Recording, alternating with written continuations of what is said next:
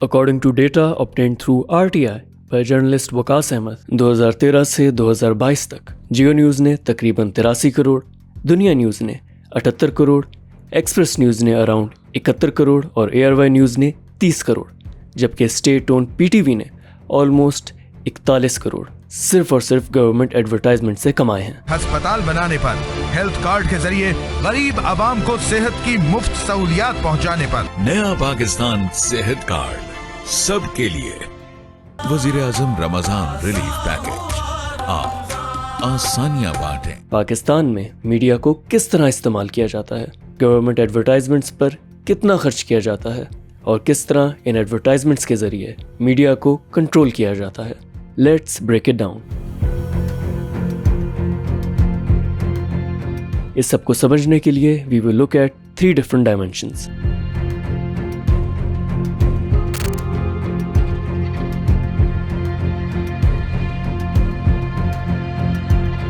पाकिस्तान में गवर्नमेंट और मीडिया का ताल्लुक इंडिपेंडेंस से है।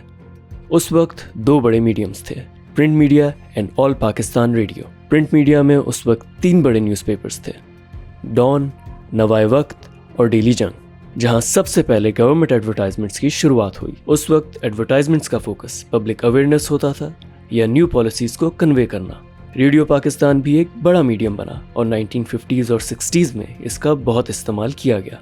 हमारे डायरेक्टर जनरल रशीद अहमद साहब कमर्शियल सर्विस के सख्त खिलाफ थे। उनका ये ख्याल ये था कि चूँकि हम कमर्शियल एडवर्टाइज़र से पैसा लेंगे उनके लिए प्रोग्राम करने का, तो हमें अपने कल्चरल स्टैंडर्ड्स भी उनके मुताबिक ढालने होंगे और इसमें हमें बहुत से कॉम्प्रोमाइज़ करने पड़ेंगे जो रेडियो पाकिस्तान के लिए मौजू नहीं होगा। लेकिन मिनिस्ट्री जीत गई और उन्होंने फाइनली ये कहा कि आप कम से कम एक्सपेरिमेंट के तौर पे एक कमर्शियल सर्विस शुरू करें। 1964 में पाकिस्तान टेलीविज़न PTV का आगाज़ हुआ, जो हुकूमती मैसेजिंग का सबसे बड़ा जरिया बन गया। ये भी ख्याल था कि ये तालीम कभी एक जरिया बन जाए,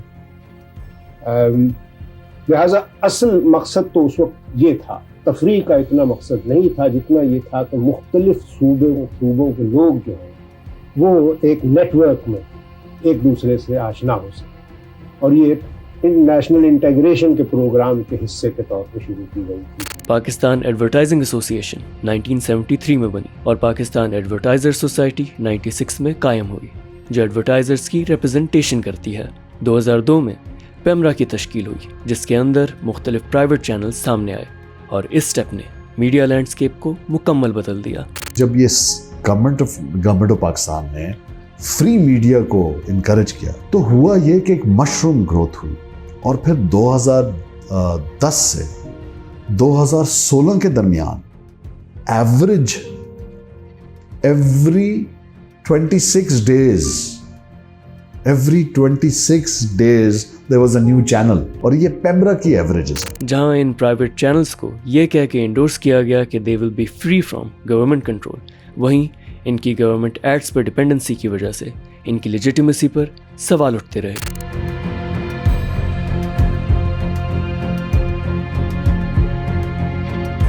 गवर्नमेंट एडवर्टाइजमेंट्स ज़्यादातर 3 तरह की होती हैं: पब्लिक अवेयरनेस, जॉब और tender advertisements, and to update the public about a project. However, most governments use these means for their own image building. Journalist Waqas Ahmad ने RTI यानी राइट टू इन्फॉर्मेशन के जरिए प्रेस इन्फॉर्मेशन डिपार्टमेंट के कुछ documents हासिल किए, जो ये जाहिर करते हैं कि फेडरल गवर्नमेंट ने 2013 से 2022 तक 8.7 बिलियन रुपीस TV एडवर्टाइजमेंट्स पर खर्च किए। ये अमाउंट हर साल तकरीबन 1 बिलियन PKR है, जो बहुत से मीडिया हाउसेस की रेवेन्यू स्ट्रीम का अहम हिस्सा है। मगर इस स्पेंडिंग की प्रॉपर ट्रांसपेरेंसी ना होने की वजह से इट रेजेस मैनी कंसर्न्स। इसके अंदर प्रोविंशियल गवर्नमेंट्स के जो बजट्स हैं वो इंक्लूडेड नहीं है, तो ये सिर्फ फेडरल गवर्नमेंट का डेटा है, और प्रोविंशियल गवर्नमेंट्स के भी इतने ही ऑलमोस्ट बजट्स हैं जो वो न्यूज़पेपर्स पे स्पेंड करते हैं। ये तो पाकिस्तान में बहुत अरसे से होता हुआ आ रहा है कि आपकी जो गवर्नमेंट है वो इन्फ्लुएंस रखने के लिए आपके न्यूज़ पेपर्स के ऊपर जो गवर्नमेंट का जो पैसा है वो उनको देती है। जब आप न्यूज़ पेपर्स के अपनी रेवेन्यू स्ट्रीम्स देखें ना और उनके टैक्स रिटर्न्स देखें तो आपको पता चलेगा कि जो गवर्नमेंट का रेवेन्यू है वो एक मेजर पार्ट उनके रेवेन्यू ان کے ریونیو کا ہے. اگر ان ڈاکیومنٹس کو دیکھیں تو PMLN نے 2013 سے 2018 تک during their government almost 5.9 billion rupees advertisement پر خرچ کیے. Geo news, Dunya news and express news were given more than 500 million rupees each. جب 2018 میں PTI کی حکومت آئی تو انہوں نے پہلی دفعہ ایڈورٹائزمنٹ ریٹس کو پبلک کیا. انہوں نے پر منٹ ایڈورٹائزنگ ریٹس کو بھی تمام میڈیا چینلز پہ کم کر دیا. Because of this PTI's government succeeded in cutting its media expenditure by more than 70%. اور انہوں نے 2021 تک 1.6 بلین روپیز ایڈورٹائزمنٹ پہ خرچ کیے. لیکن آج کل گورنمنٹ ایڈورٹائزمنٹ صرف ٹی وی اور پرنٹ میڈیا تک محدود نہیں بلکہ ڈیجیٹل پلیٹ فارمز تک بھی پھیل چکی ہے.